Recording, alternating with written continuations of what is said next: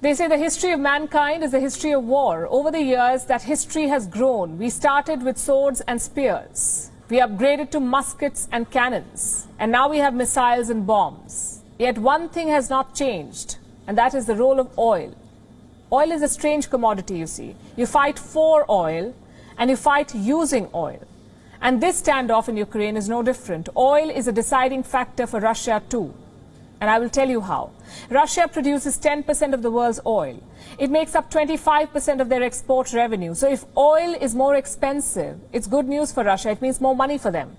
But for the US, it means the opposite. The United States is the largest consumer of crude oil. And if oil is more expensive, it means higher inflation for the United States of America. Here's something else that you must know. Oil is very sensitive. It hates uncertainty.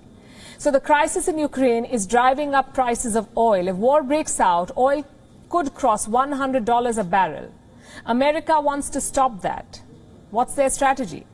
To ask Saudi Arabia for help. They want Riyadh to produce more oil. It's really simple economics. More supply equals low prices. Right now, Saudi Arabia is producing 10 million barrels per day. Their maximum capacity is 12 million barrels per day. If Saudi Arabia agrees to increase production, oil will stabilize.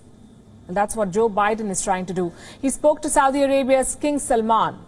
He did that last week. On Wednesday, he sent White House officials to Riyadh. Still no luck. Saudi Arabia is sticking to its OPEC plus commitments.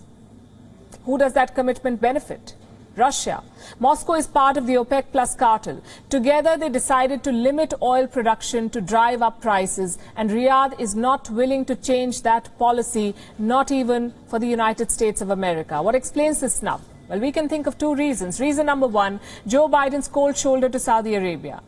He's refused to meet Crown Prince Mohammed bin Salman. He pulled out of the war in Yemen, and he declassified documents linking Saudi Arabia to 9/11.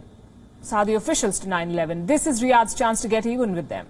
Reason number two, practical considerations. Higher oil prices don't just benefit Russia, they benefit Saudi Arabia too. If Russia's pullback is genuine, oil will stabilize anyway.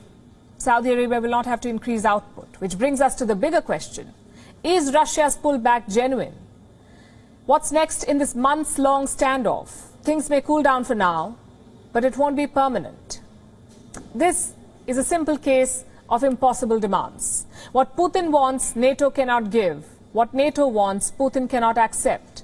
And neither side is famous for concessions. So how will this conflict play out? For now, it seems that Russia has ruled out invasion. Their economy cannot bankroll it.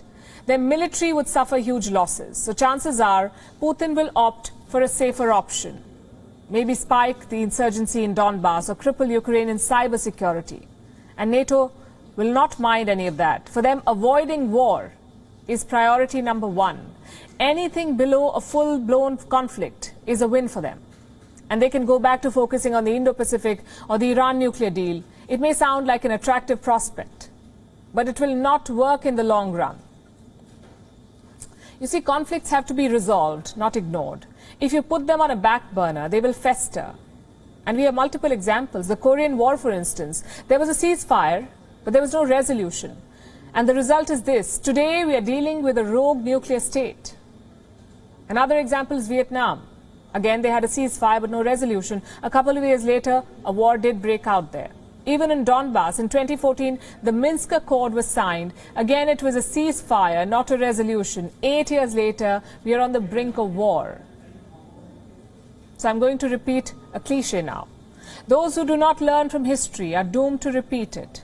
That's what America and Russia are doing as we speak, repeating the same mistakes. Ceasefires and stalemates are not the same as resolutions. Even if Russia retreats this time, the conflict will not end. It will only be delayed. And this delay could be used for mobilization.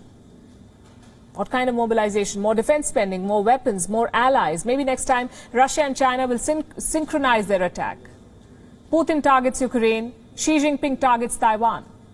All of this remains very much possible. You see, peace is not the absence of war. It is the pursuit of progress. And Ukraine has a long way to go there. They have to tackle corruption, contain the oligarchs, fight the insurgency. And to do all of this, they need security. You cannot fight a war and achieve progress at the same time. For the moment, this is Ukraine's future. No war, but no peace either. If world powers are serious about resolving this crisis, they need to accept concessions and put their ego aside for once. WION is now available in your country. Download the app now and get all the news on the move.